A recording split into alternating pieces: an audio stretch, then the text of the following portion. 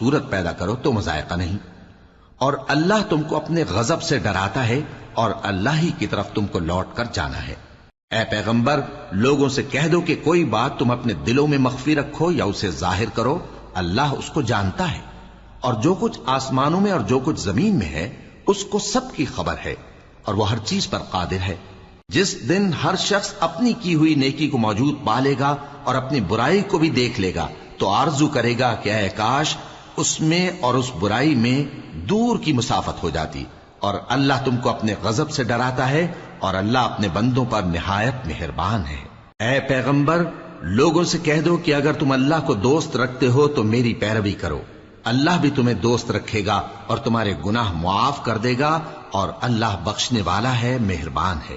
कह दो कि अल्लाह और उसके रसूल का हुक्म मानो, बस अगर वो न माने तो अल्लाह भी काफिरों को दोस्त नहीं रखता।